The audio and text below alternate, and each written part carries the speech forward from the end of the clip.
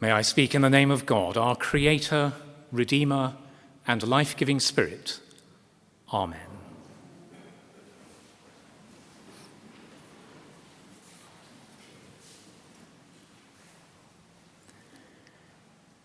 He wears a black woolen cap pulled down over his hair.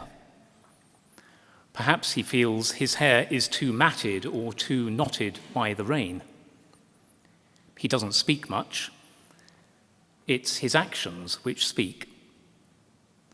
And slowly, over the weeks, he has lifted up his eyes and his face has lit up into a smile, and his kindness has filled the place.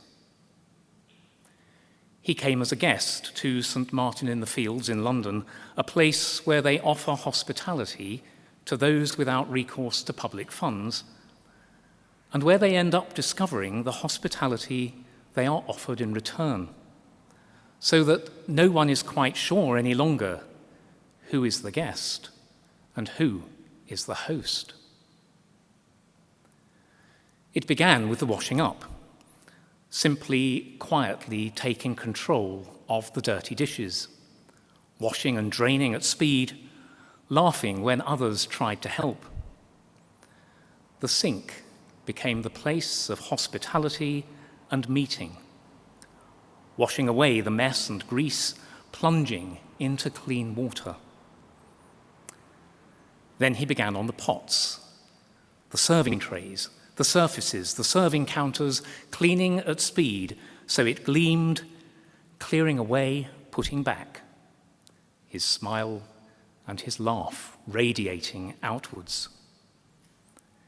He galvanized the community so that Sunday after Sunday, the quietest became the one everyone depended on the most, the one whose presence inspired them all. Walking on the annual parish pilgrimage to Canterbury, when the slowest group of pilgrims staggered into church halls in the evening, he had reached them 3 hours before, and they discover he's sorted their luggage, found their sleeping bags, organized their place to sleep. Nothing servile, but brave, self-sufficient, and strong. This man has crossed Africa.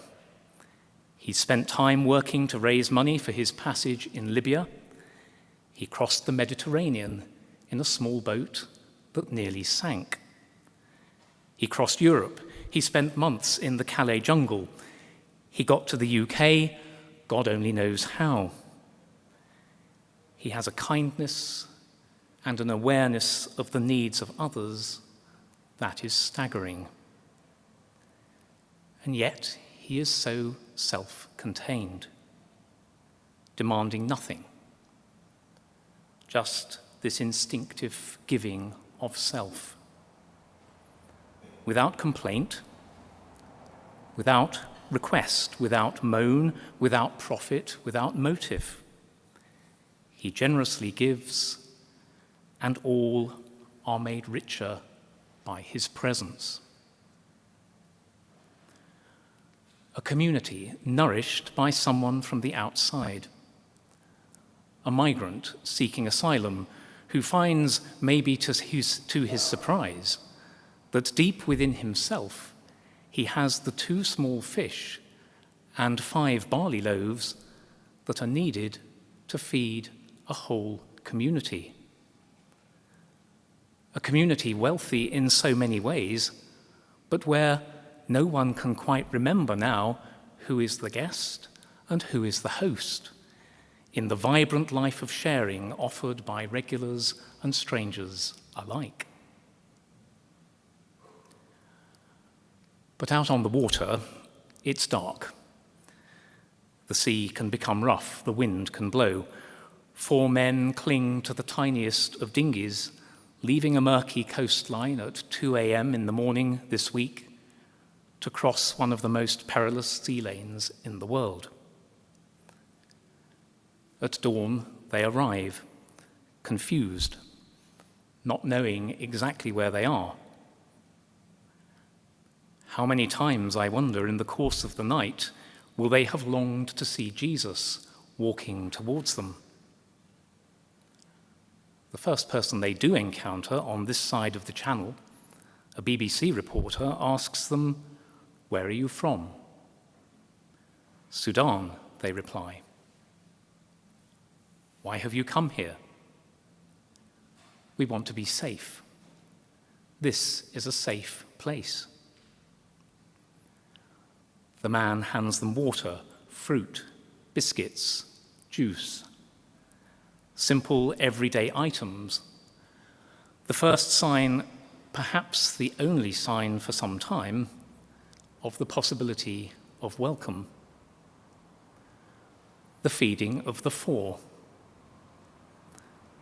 4 out of the 8,461 who made it last year, and a similar number already this year.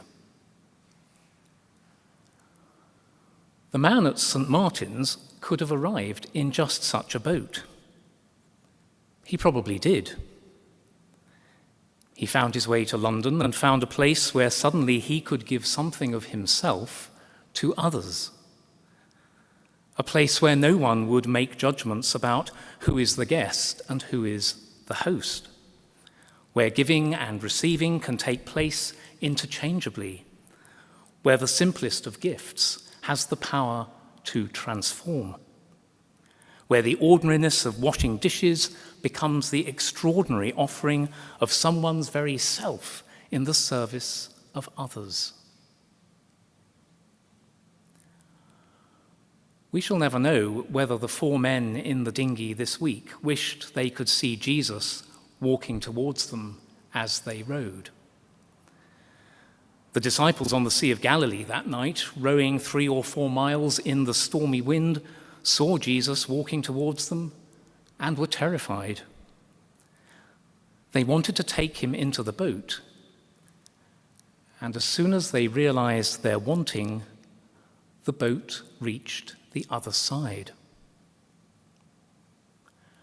We don't know if Jesus was with the disciples in the boat, and neither do we know if Jesus was in the boat that arrived on the Kent seashore earlier this week.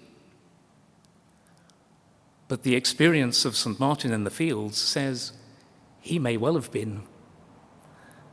That amongst the least of those who come to our country seeking escape from the horrors they have left behind them, seeking safety, seeking asylum, amongst the least of those, there are men and women with the gifts to change the lives of others, to open the eyes of people in our cynical and oh so sophisticated world to the power of transforming, boundless, simple, straightforward generosity. The power of the grace that overturns the conventional ideas of who are the givers and who are the receivers, who are the hosts and who are the guests. The power of the grace of God in Jesus Christ, serving others in 21st century London, feeding 5,000 in a Galilean field, and urging us all to discover how the small fish and barley loaves of our own lives might be put to feeding the 8,461, or who knows by now, the 10,000, who have come in search of safety and a new beginning. The ones who challenge us to discover the upside-down world of God's kingdom, in which no one can be sure who are the guests and who are the hosts, but everyone knows themselves to be a child of the same God, the God who longs to feed and nourish each one of us, today, every day, and always. Amen.